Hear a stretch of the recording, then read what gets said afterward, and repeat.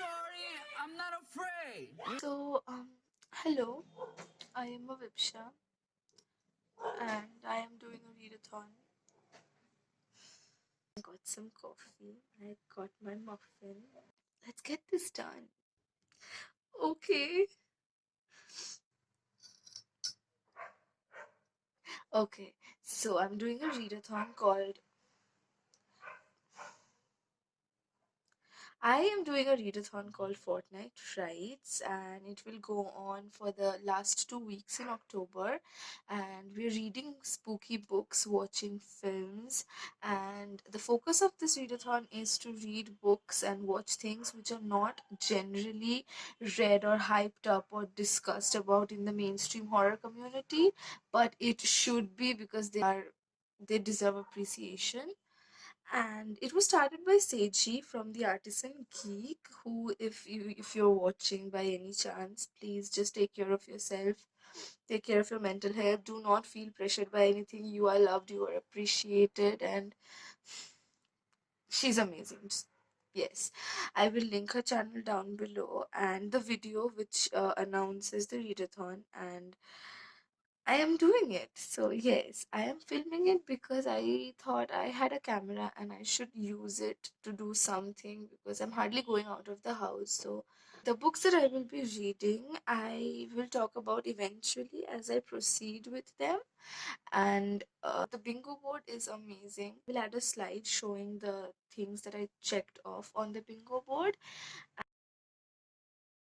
and I have a TBR of 6 amazing books that I cannot wait to read. And this will be fun. I think I finally managed to film this intro, so I am hoping this will go well. So, yes.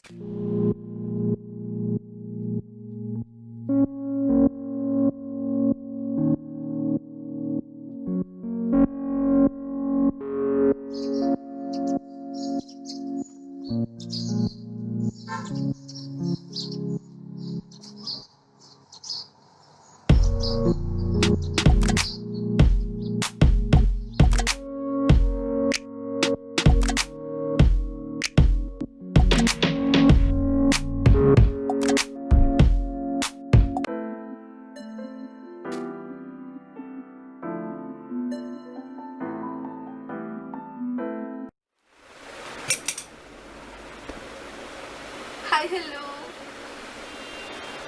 You will die. I won't. It's hot. It's not. Do it. So this is the first update, and I have finished reading 2 books in this time period. So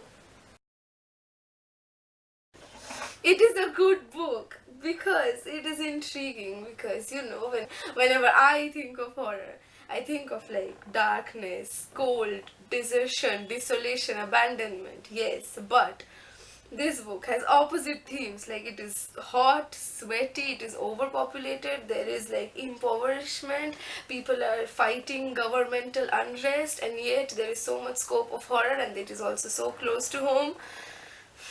I felt it, it was lovely. I have a feeling this can be the best of the lot, yes. When the first story sort of ended, I was sad because I was so attached to it. However, this did not disrupt my reading experience or affect it in any way, because I got attached to other stories as well, and as soon as I got attached to the first one. So it's a collection of short stories, and I know it's not everyone's thing, but I did really enjoy it because different stories had different themes, but it was also connected very easily, and it has all kinds of horrors. It has a haunted house, it has like corruption, it has sexism, misogyny, failed marriages, everything is there, and it's exciting because relatable, yeah. One thing I really enjoyed about this one is the protagonists, because they are all like these middle class women who are situated in this fence kind of situation, and it is exciting because they are sympathetic figures, right? They're nice people, but you also kind of see their prejudices unravel slowly as you read into the story,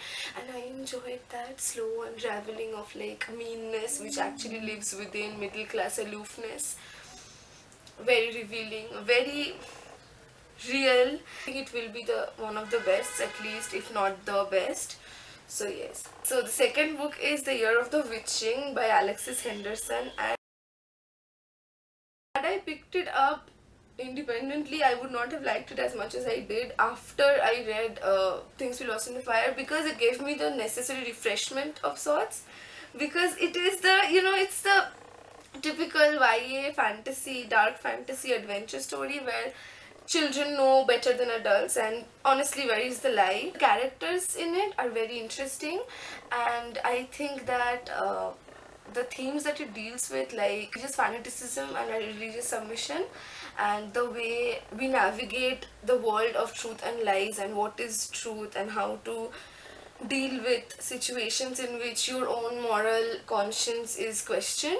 Yes, yes, those are words. However, the protagonist sometimes wants you to stop for a second and be like, Emmanuel, chill. Let us just talk about the amazing grandmas in this story. So the one of them is she's a bit problematic, yes, but she did bring the protagonist up like a mother, and she has a redemption arc which is nice. But the other one, she's the freaking beacon of freedom, and she's queer, and I love her. Honestly, we need more representation like this, I think, in young adult novels, and I liked it. I enjoyed it. It's very predictable, but in a satisfying way. So when things which you thought will happen happens, you actually feel nice about it. Yeah.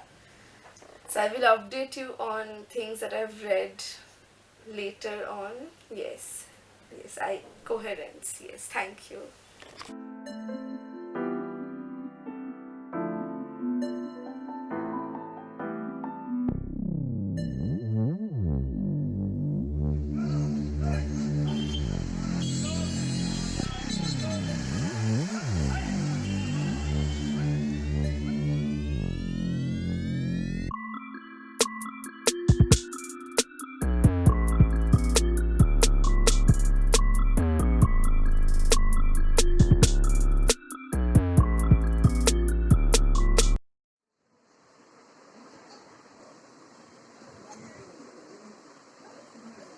Seji, बोला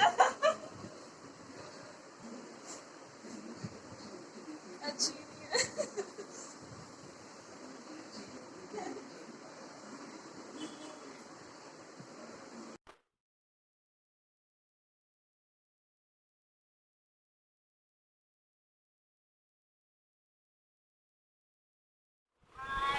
Say hello to the internet. Hello, Internet. Why are these always my first words to it? And always, every YouTube video. Yeah. Yeah, show me. Showing that. So, as you know, I'm a huge AC nerd at last. Ta-da! Oh my god. Lucky person. Now I'm You. going to give you instant camp. Okay. We first got a Uh-huh. birth is announced. Uh-huh. Then got appointment with this. Nice. Excited because I would love an appointment with this. Then we got a classic 5 little bits. I love this cover. I don't know why. Okay. Then we got Moira Investigates. It's one of the earlier books. Yeah. This is one of those short story collections. Yeah. It's that kind of. Finally, we got Death in the Clouds, a book I've been dying to read since a lot of days. But, well, this is the cover. Okay. And it's flipped, but yes. Yeah, it's hardcover. How did they send you a heart? Oh my god. Amazing. Amazing. So that's about me. What about you? Yes. About me. All I can see is candle on your face. I'm sorry, I'll put it away.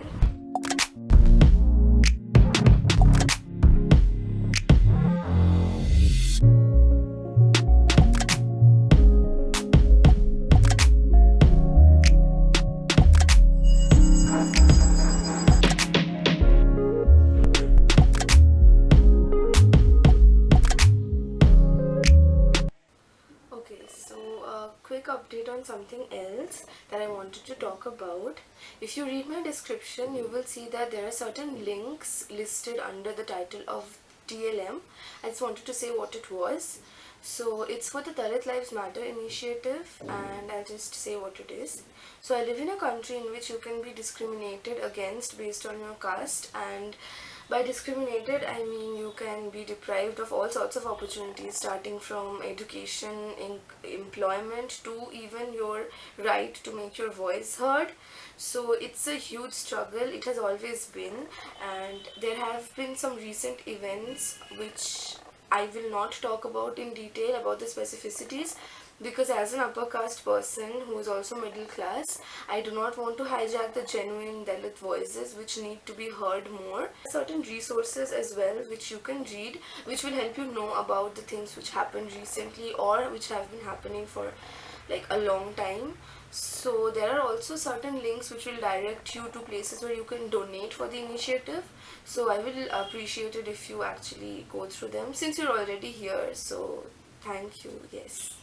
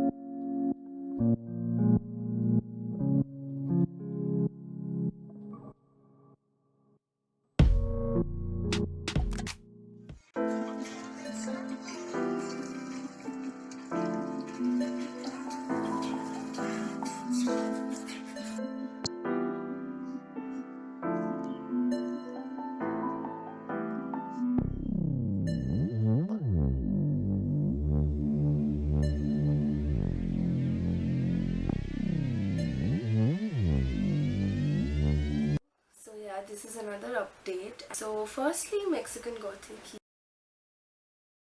Yes, I get why it's so popular and so hyped up.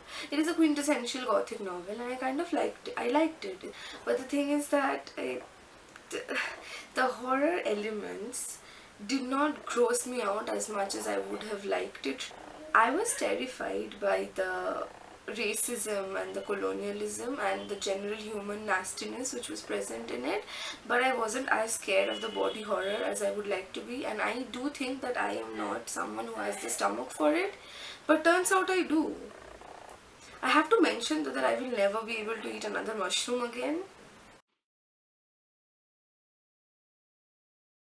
like ever, but it didn't affect me that much. It didn't give me nightmares. There are certain characters that I really like, both as antagonists and protagonists. So like Francis's character is so important because he tells us that we can break out of the cycles which we were born and raised into, and we can actually make a difference in our own life. So I think. And another thing that I have a little issue with is that I was expecting more of Mexican culture in it. It was there, like the language Spanish had an important role to play, and our protagonist keeps thinking about Mexico City and how her life used to be before she came into. Yes, where was I? Yeah, I liked it if Mexican culture played a more important role in it, because it just read like a regular gothic novel to me. There are nods to certain elements, certain cultural elements, but it's not as much as I had wanted it to be. So that's there. The last few chapters are very like filled with energy. The last few chapters you will fly through, so that is a good point about it. It's like I read it in 1-2 sittings, so that's a good thing about it. And the vibes are great, so yes. The second, this is one of my favorites again, How to Recognize a Demon Has Become Your Friend. It's by Linda Addison, and I did not know that the elements that she merged together could be merged together like that. So she has magic realism and she has science fiction, and she's mixed it together in such a harmonious way that it makes me want to keep reading it. There are poems in it, there are short stories in it, and it's an anthology, and it's lovely. I would love to reread again. However, it is not for everyone, I think, because there is no coherence to the pattern of why the stories are compiled like that, or why does it become a collection. There is no reasoning behind it. So some of them are like science fiction, some of them are genuine ghostly horror, some have haunted houses, some have magic in it, some have voodoo magic specifically in it. So there is no link between the stories. There are certain elements which are common, like especially death, life and death, but for someone, if you are someone who looks for coherence in anthologies, I don't think you will be very satisfied or comfortable with it. But other than that, I think it's amazing. There are certain poems which are so good, and the stories are great, especially the ones about the two cousins, Brenda and Angelique. There is magic realism in the first one when they kind of save their grandmother from a voodoo curse, and then the second one in which they're trying to save the world, apparently, because there is some research about DNA and all sorts of things happen. So it's difficult to explain, but you'll understand when you read it. But some stories are like straight out of Black Mirror, some have alien shit in them, some have genuine real spirits, some have very funny ghosts in it. So it's not really scary all the time. It also has a great sense of humor. So that's that, and I really enjoyed it. I really loved it. It's going on my top tier list for this year. Yes. And the third one is Tokyo Ghoul Volume 1. So I watched the corresponding episodes of the anime as well, and I love them both in different minds for different reasons. For the anime, yes, the art is great, and the soundtrack, chef's kiss. But I am thankful for the manga because it gives you some information. Like, it can be an info dump at times, but I don't regret it because I really wanted to know more about it, and I think the manga does that. And it talks about characters in depth, characters which are my favorite characters like Hide and Toka. So that's a good thing. So I have read volume 1, and it was really not that much of, it sounds like an achievement, but it's not. It's very short, so I would like to read volume 2 as soon as possible, but I'm conflicted between whether to watch it first or read it first. We'll see what happens. But yeah, that was the update, and I will update you on the last book that I have left on my list, which is In the Dream House, later on. And I think I have almost finished it. I'm halfway through it, and so far I think it's an extremely necessary read. Everyone needs to read it. It talks about intimate partner violence in queer relationships, something which no one wants to talk about because the author herself mentions it, that the last thing that queer people need is bad fucking PR. So yes, but it's also very important to talk about, and I am really liking it. It's giving me extreme sadness, but it's also giving me a lot of knowledge, and I'm marking the hell out of the book, so it's great, it's good. We are, yes.